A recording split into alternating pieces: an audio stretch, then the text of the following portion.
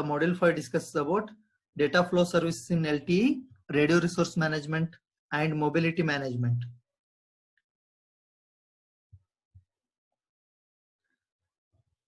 Contents are data flow services in LTE, PDCP overview, MAC or RLC overview, RRC overview, mobility management, inter-cell interference coordination. These are the topics we are going to discuss. These are the higher layers starting from the physical layer. Physical layer we have discussed. We have to discuss about PDCP layer, MAC layer, RRC layer, and mobility management and inter-cell interference coordination and its mitigation. Okay. Now, what is data flow service in LTE? How the data flow from one end to another end is supported in LTE. That is what we are going to discuss in this particular topic. LTE is an end-to-end packet switched network designed for high-speed services, and it uses bearer concept to provide varying quality of service requirements as per the application. And this bearer is defined between packet data network gateway and user equipment.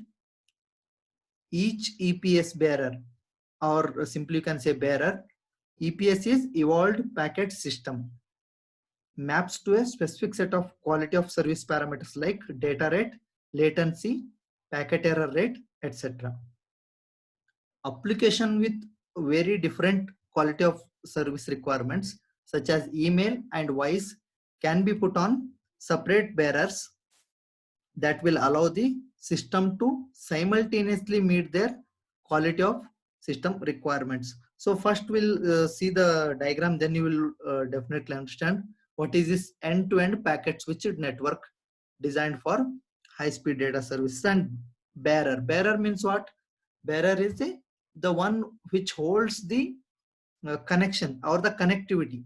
Just like bearer in a hotel, he is the communication link between the kitchen of that particular hotel and the customer, correct? Likewise, between the user or your mobile phone and the network, core network, which is the IP network or evolved packet system network, there should be a connection. That connection is established using some link, right? That link is called as bearer here. Okay. And it is defined between packet data network gateway and user equipment. Let us go through this particular EPS bearer service architecture. We can see user equipment is your first node, E node B, that is evolved node B, serving gateway, PDN gateway or packet data network gateway, peer entity or the internet.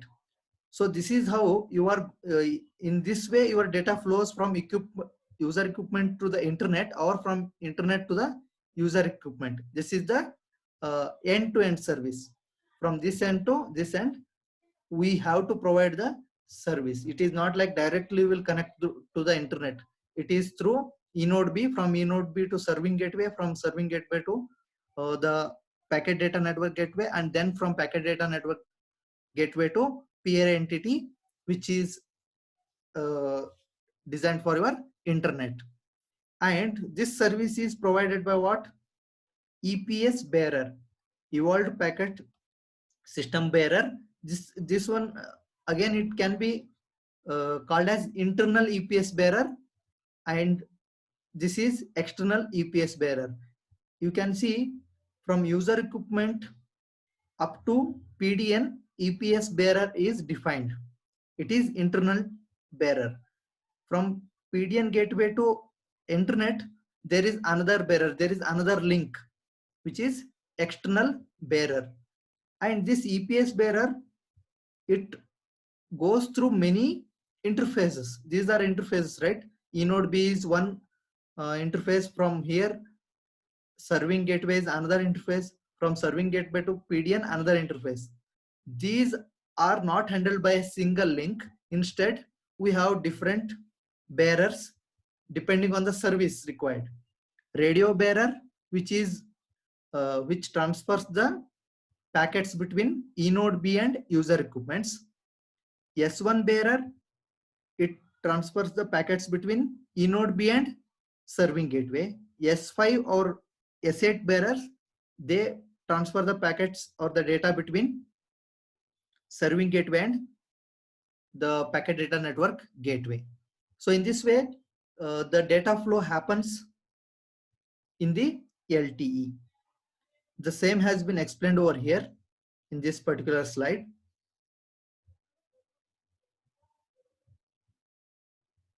Another point I have missed is the interface between user equipment to serving gateway is considered to be EU-TRAN. This is your 2G network.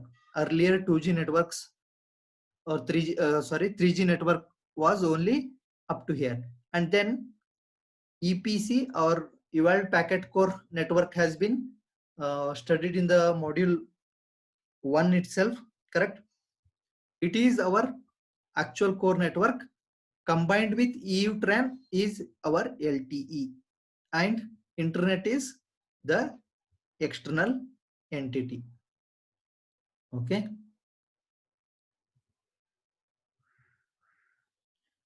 Now the bearers or the links between one end to another end can be divided into two classes. One is guaranteed bitrate or GBR bearers. These bearers define and guarantee a minimum bitrate that will be available to the user equipment.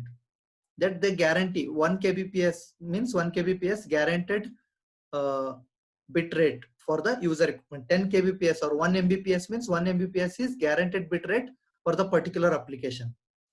And bitrates higher than the minimum bitrate can also be allowed if the resources are available. Okay, and these are typically used for applications such as yoke streaming of video and real-time gaming. These are the very high bitrate requirement, these applications. That's why we used to have guaranteed bitrate here. In the non-GBR bearers or non-guaranteed bitrate bearers, they do not define or guarantee a minimum bitrate to the user equipment. The achieved bitrate depends on the system load, the number of user equipment served by the eNode B, and the scheduling algorithm. Depending on all these factors, the bitrate is assigned here. And this non-GBR bearers are used for applications such as web browsing, email, file transfer protocol, and peer-to-peer file sharing. Okay. So for these particular applications which are low bitrate requirement, correct, email, browsing, FTP, P2P, these are very low bitrate. So here guarantee of bitrate is not required. Whereas video gaming and live streaming of videos, it requires a high bitrate. So the best example is our Zoom class. Here it is guaranteed bitrate. Link should be provided between the transmitter and receiver, or the one user to the another user. Okay. Next is EPS bearer service architecture. How this EPS bearer is allocated for a particular service. Okay, it is associated, each bearer is, or the link is associated with a quality of service class identifier or QCI, which indicates the priority, packet delay budget, acceptable packet rate loss, acceptable packet error loss rate, and the GBR or non-GBR classification. One EPS bearer is established when the user equipment connects to a PDN. This figure or the table shows standardized quality of service class identifiers, QCIs, for LTE. You can see class quality of service class identifier 1 to 9 are addressed here. The resource types are GBR means what? Guaranteed bitrate. Non-GBR is non-guaranteed bitrate. Priority for the particular service is 2, 4, 3, 5, 1. Likewise, the different priorities have been given. Priority 1 will be given for a non-GBR resource type with packet delay budget 100 millisecond, packet error loss rate, the bit error you have heard about, right? Which is 10 to the power minus 6 or 1 bit in a million. And this is given for IMS signaling. Some control signaling is there. For that, it is given. Again, this is QCI 5. This is class QCI 5 is associated with priority 1, highest priority. Similarly, second priority will be given for QCI 1 with resource type GBR, packet delay budget 100, and packet error rate. Here the requirement is very small, which is error rate will be very high. Okay, 10 to the power minus 2 means what? In one packet will be erroneous in 100 packets. So the example services are conversational voice. Correct? For voice, priority is second one. Third priority is given for real-time gaming. Likewise, different services will be allocated with different priorities and the packet delay budget and packet error loss rate. Depending on all these factors, the standardized QAS class identifiers will be tabulated and they will be utilized by EPS bearer service. Okay, and here in this architecture, service architecture, there are two types of bearers we can see. One is default bearer, another one is dedicated bearer. Default bearer is the one which is established throughout the lifetime of packet data network connection to provide the user equipment with always on IP connectivity. You will be always connected to the internet protocol. That is default bearer or default link between you and your internet. Example is browsing. Whatever you browse on the internet, it might be you will be using Facebook, Gmail, you will be using Instagram. For that, the default bearer or the link will be provided. Dedicated bearer requires a higher bit rate or higher data. For that, this default bearer is not sufficient. It is essential but not sufficient. For that, dedicated bearer provides additional EPS bearer or the link between the same PDN and user equipment. Examples are voice calling or using Skype or using your Zoom app. They comes under dedicated bearer. Here, more than one EPS bearer will be allocated to the user equipment instead of only default bearer. Okay. That is all about data flow services in LTE. Now let us look into the LTE protocol architecture.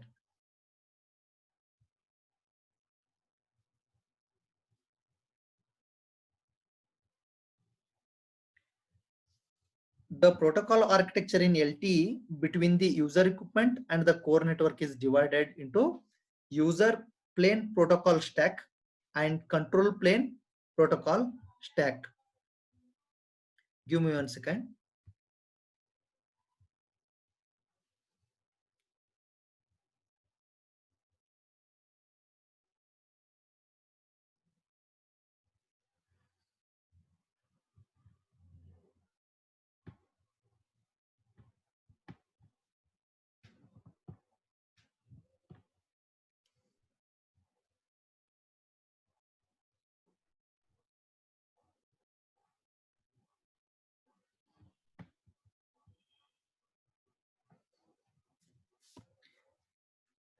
So the different protocols used in this data transfer from one end to another end.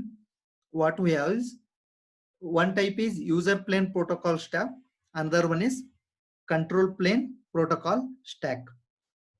The user plane is responsible for transporting IP packets carrying application specific data from PDN gateway to the user equipment. They are responsible for carrying the uh, application specific data. When you are browsing, you may download an image or upload an image. That image is data or whatever is there. Okay, it's a particular memory size. Whatever you have to transmit, image is converted to digital bit stream, and that bit stream you want to communicate. So that is application specific data, and that to transfer that, the protocol stack used is user plane protocol stack.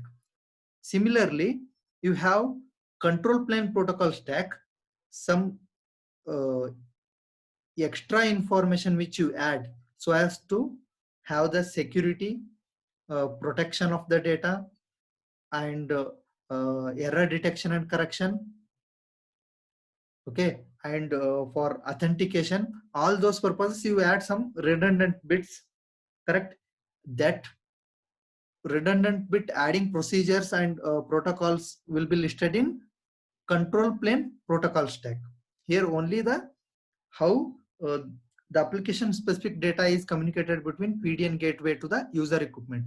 There, control plane, the communication is between mobility management entity and the user plane. User equipment.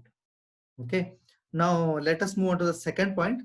This is this communication between PDN gateway to the user equipment, or the data transfer between packet transfer between PDN gateway to the user equipment, is done by encapsulating the IP packets in the evolved packet core specific protocol and tunneling them from the PDN gateway to the eNode B using GPRS tunneling protocol.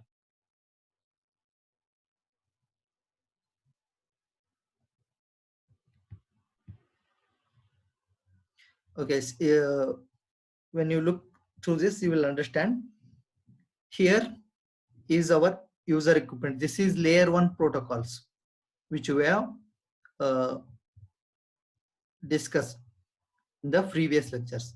Now, from PDN gateway to user equipment, you want to get your data packets to be transported. It goes through,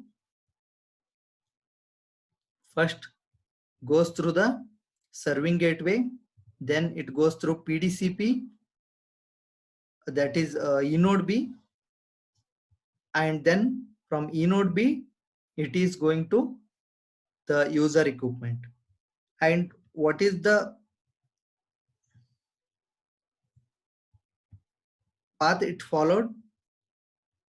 There the IP packets are encapsulated in evolved packet core specific EPC specific protocol, and they are tunneled from the PDN gateway to the eNode B using GPRS tunneling protocol. GTP means GPRS tunneling protocol. From PDN to eNode B, they are transferred from GPRS tunneling protocol. You can see all the three protocols are same up to eNode B. Here 4 protocols are same. From eNode B to user equipment, they are transported using PDCP sublayer or PDCP protocol. Okay, this is how the user plane protocol stack is present, and it works. RLC, MAC layer, all those things we'll study in the next stages of this particular module. Okay, the basic data flow will be from PDN to eNode B is through GPRS tunneling protocol, GTP, and from eNode B to the User equipment will be PDCP. PDCP means Packet Data Convergence Protocol. Through this protocol, the data packets are transported. In the control plane protocol stack, it is used for transporting signaling between the mobility management entity and the user equipment.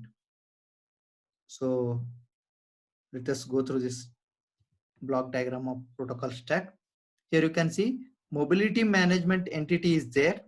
From this mobility management entity, user equipment signaling will happen. That is from S1 AP. S1 AP protocol is used between MME to eNode B.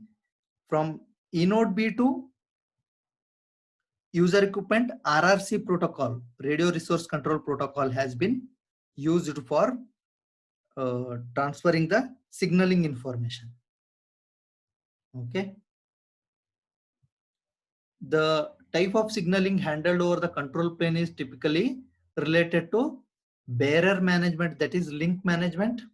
Quality of service. Quality of service means, as I already told, it might be email, or it might be use of any websites, okay, or it might be voice service, or it might be video call. Okay, these are different quality of service. Management of that is called as QoS management, and it is controlled by, or it is taken care by control plane protocol stack. And mobility management includes handover and paging. Let me describe this handover and paging now. Handover means when you go from one area to another area, all your user equipment data, that is IMEI number you have in your mobile, your complete network details, that is wherever you have registered in the particular day, all those things along with your phone number will be transferred to the another area base station when you move from one area to another area. For authentication purpose, all the data will be there in home subscriber. Okay, home subscriber server will be holding all this data, and mobility management takes this data and hands it over to the next base station which is nearer to you, so as to give continuity for your call or your communication link. Okay, second one is paging. In the mobility management, what we have is the function paging. Paging is it includes you can have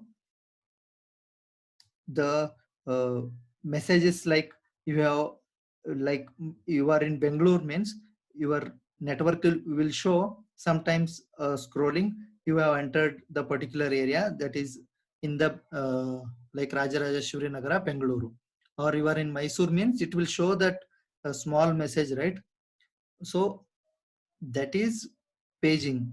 It gives the user equipment with some related messages. Sometimes you might have heard earthquake messages will come. If earthquake is happened somewhere, that is emergency messages will be provided to the user equipment time to time, which is done by paging mechanism. Okay, that is all about the LTE protocol architecture. This one you can consider as the things which we have discussed in the EPS bearer architecture and LTE protocol architecture. That is layer 1 of this data service. In layer 2 of protocol stack, we have medium access control, radio link control, and PDCP. So layer 1 you can again think as if it is physical layer. Okay, particularly he has not mentioned where is layer 1, but obviously the layer 1 will be your physical layer, and which we already discussed in the previous lectures, and some of the topics which we have discussed now. So here, let me directly go to the layer 2 structure of the downlink. What we can have here in the layer 2, the sub layers called as PDCP, RLC, and MAC.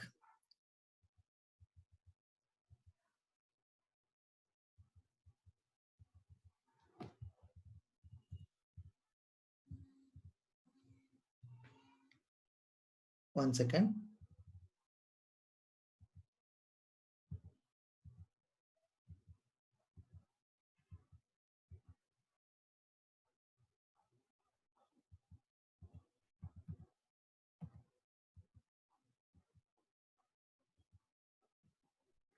Okay. This diagram indicates the layer 2 structure for the downlink. In layer 2, we have 3 sublayers: PDCP, RLC, and MAC. PDCP is, as I already told, packet data convergence protocol. RLC, radio link control. MAC, medium access control. So radio bearers, radio bearers we have studied in the previous topic, right?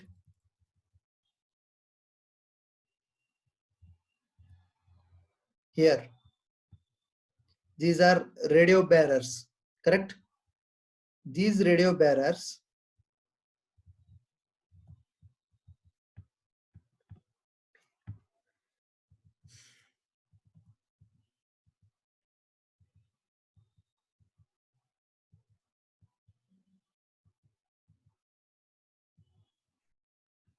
are mapped to logical channels through PDCP and RLC sublayers. The radio links are mapped to logical channels using PDCP and RLC, and logical channels are mapped to transport channels through MAC sublayer, and these transport channels are used by physical layer so as to provide the service to the MAC layer, we can say, and the logic channels are providing service to the RLC through MAC layer. Okay, and these communication points between RLC and MAC and physical layer comes below this transport channels. Okay, and between PDCP and RLC, between PDCP and the radio bearer network, these points are called as service access points. These service access points are provided so as to give the communication link between different layers in this particular architecture.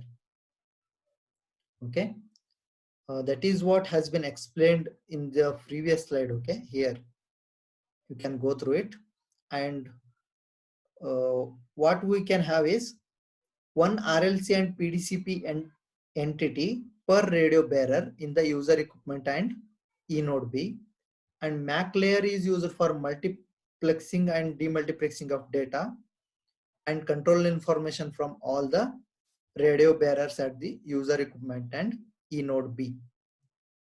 Okay, that is, it multiplexes several logical channels onto the same transport channel. You will be given same transport channel, but all the logical information is multiplexed into that.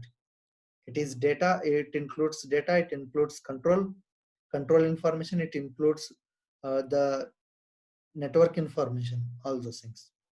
Okay.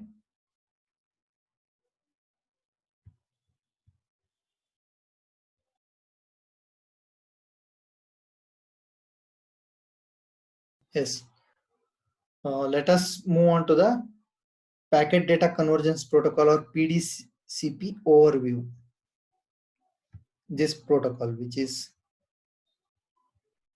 there for every radio bearer will be provided with PDCP entity or PDCP sublayer,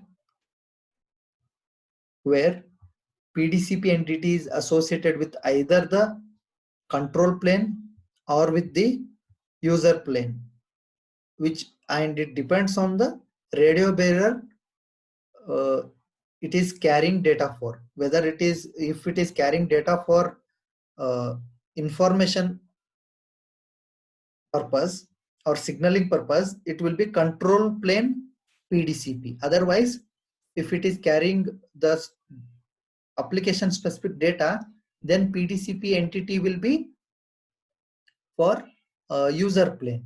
Okay, and what is given here is you all the radio bearers, every radio bearer is associated with one PDCP entity. Okay, if radio bearer S1 type is there, radio bearer between eNode B and user equipment is there, then there will be only one radio bearer, no multiple radio bearers. Okay, each PDCP entity is again associated with one or two RLC entities depending on the radio bearer characteristic, whether the radio bearer is unidirectional or bidirectional. Depending on that, number of RLC entities will be attached to PDCP and the RLC mode. So that is about the third point. Fourth point is PDCP is used only for radio bearers mapped on DCCH, which is downlink control channel, and DTCH, downlink dedicated traffic channel. This is for control information. You can say if this channel is present, which is used for control information transportation, and this traffic channel, this is traffic channel, dedicated traffic channel used for data transfer. Okay, if these two logical channels are there, then only PDCP can be used or mapped.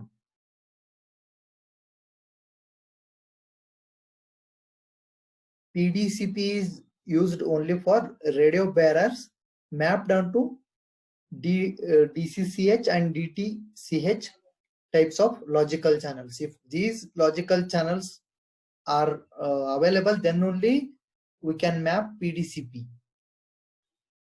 Okay, for radio bearers. Now let us see what are the functions of PDCP in user plane and the control plane. In user plane,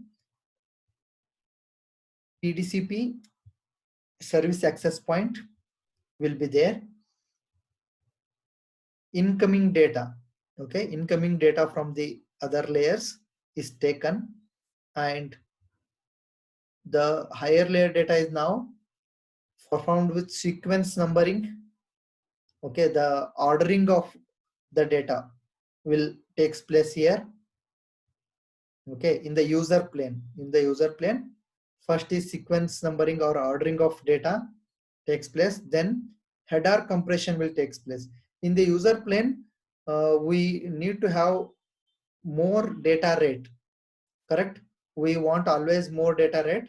That's why header compressions will takes place at user plane, but you can see in the control plane it is not present.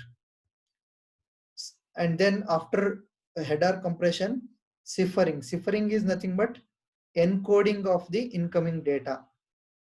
Encoding of the incoming data will take place so as to get the maximum efficiency. And then PDCP header is added and it is given to the next protocol or the layer, sub-layer. Similarly, when it comes to control plane, sequence numbering is there, okay, and it has integrity protection. Okay, integrity protection is nothing but adding security features into the data or the information. Secured communication we want, right? That's why security information is added into the control plane data or the information or the signaling information. After that, it is encoded. Here header compression is done, but here integrity protection will be done, and then encoding will be done, and PDCP header will be added. Finally, it will be given to the next layer. Here, it is one way from user plane to the lower level. Other way is header decompression can take place in this particular block, ciphering and deciphering, like encoding and decoding, compression and decompression, adding of PDCP header and removing of PDCP header. Based on the sequence numbering, extracting the data. All these things will be happened in another end. Okay, this is one end. This another end will be like the opposite, or the complete inverse operations will take place according to this particular user plane and control plane blocks. Okay, the same functions which are explained here is been explained in this particular slide. Okay, in the